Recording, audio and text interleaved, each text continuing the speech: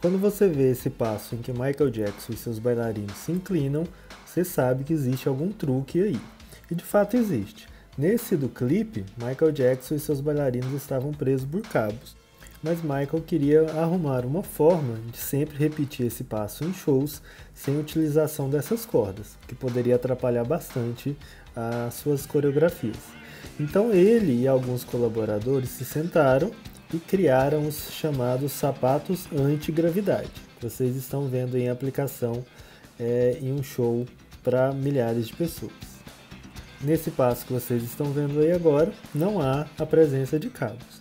Mas como que Michael fez isso? Como que ele conseguiu subverter as leis da física e conseguir essas inclinações impressionantes?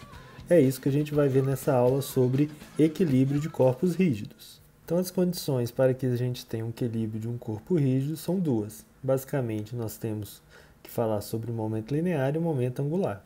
Para que a gente tenha equilíbrio em termos do momento linear, a primeira coisa que a gente tem que ter é que o momento linear ele deve ser constante, nesse caso, o momento linear do centro de massa. Então, como a segunda lei de Newton ela pode ser escrita como a derivada temporal do momento linear, então, se o momento linear é constante, derivada de uma constante é zero, e o resultado que a gente obtém é que a força resultante ela tem que ser nula. Então, essa é a primeira condição para que a gente tenha equilíbrio dos corpos rígidos. A segunda condição diz respeito ao momento angular. Então, nessa condição, o momento angular ele deve ser constante também, e como a gente já viu em aulas anteriores, a derivada temporal do momento angular é o torque resultante. Considerando que o momento angular é constante, derivada de uma constante em relação ao tempo é zero, então isso significa que o torque resultante ele deve ser nulo.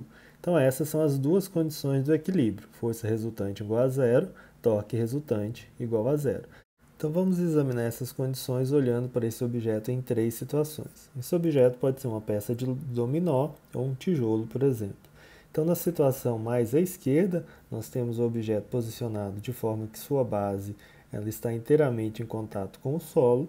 E aí, quando nós pensarmos aqui no centro de massa do objeto ou no centro de gravidade, que é o ponto em que nós podemos imaginar que a força gravitacional atua, nós vemos que essa força gravitacional, ela é dirigida para baixo, ela não produz um torque resultante de forma que nós temos o objeto na iminência do movimento.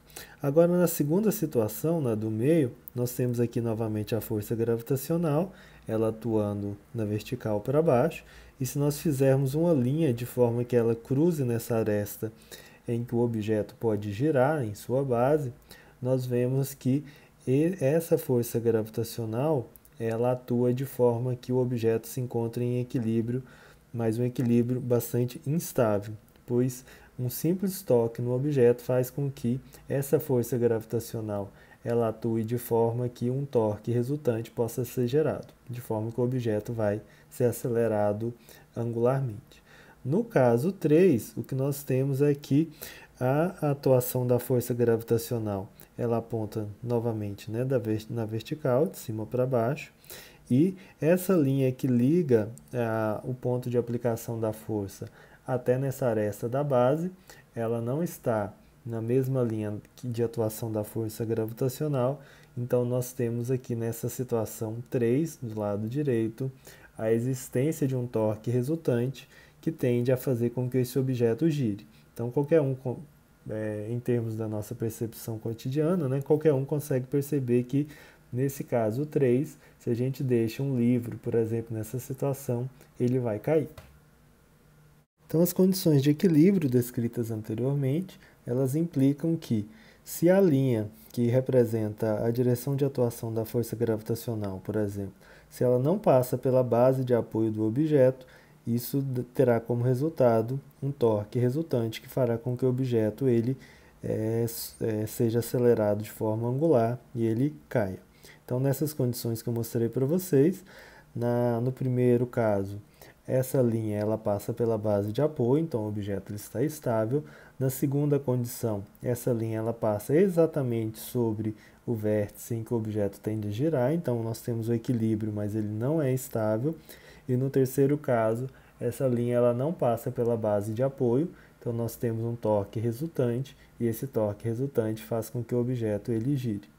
Isso acontece porque, no caso mostrado mais à esquerda, nós temos também a força normal do piso atuando sobre o objeto, fazendo com que surja um torque resultante que impede que esse objeto caia. No mesmo caso também no caso do meio. Só no terceiro caso do lado direito que isso não ocorre.